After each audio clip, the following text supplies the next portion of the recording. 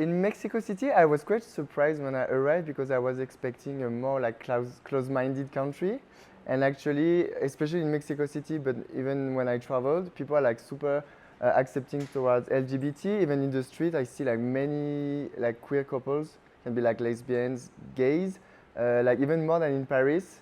Anywhere in the street, people are not afraid to like kiss and show like affection.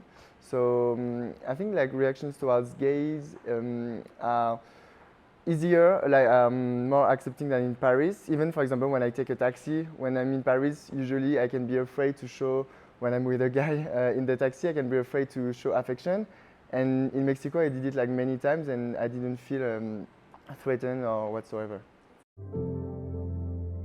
Usually when I'm in the street or when I'm not in like my comfort zone, or like when I'm not with my friends, when I'm alone with a guy, or even when I'm alone, when I walk in the street, when I'm in the public transport, I'm with my friends or with a guy, like you can tell immediately that we are gay. So usually it's in that type of situation that I'm more afraid.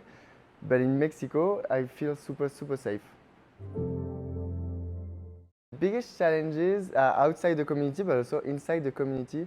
I think in the gay community, there are a lot of preconceived ideas, a lot of surprisingly close-minded people about like labels and stuff, who's gay, who's not gay, who's bi, who's lesbian. So I think one of the biggest challenges also is within the community, and of course outside of the community with people like gay rights, adoptions. I know that in Mexico they are quite advanced in these matters. For example, I learned when I arrived like gay protection is written in the constitution. It's one of the few countries in the world where it exists. So I think other countries have also progressed to achieve in these in the laws, in the acceptance. So I would say this. I think like talking about it, not being afraid of talking about it, sharing experience, trying to have a like super open-minded education.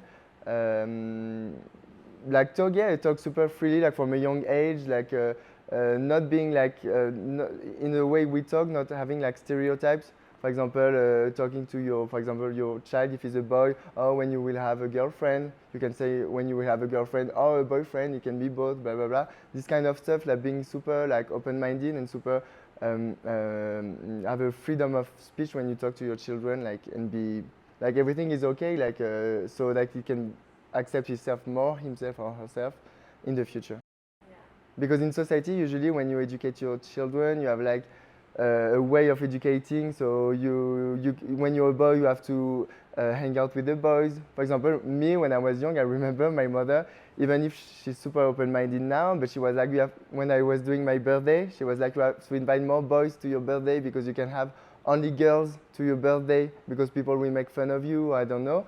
And this kind of stuff, we have to move forward. We have to say, like, do as you wish, even when you're a child. If you're a boy, you want only to have girls. If you want to put pink, if you want to dress as a girl, I don't know, like we have to be like more inclusive and more like open-minded in the way we educate the children. That means a lot. Like when you start really like accepting who you are and start like acting as you want to act, like you feel so much like more freedom when you accept yourself. And I know like many people, like even many of my friends, my gay friends, they still have some trouble accepting who they are. And I think I've always been lucky in that side because I've always accepted myself. It was never an issue for me. Also, like I've said in my feminine side, I would say like it was the part where I had the most trouble. For a long time, I was feeling a bit sad about being more like feminine. And I started accepting my feminine side like quite some time. And it helped me a lot in that matter.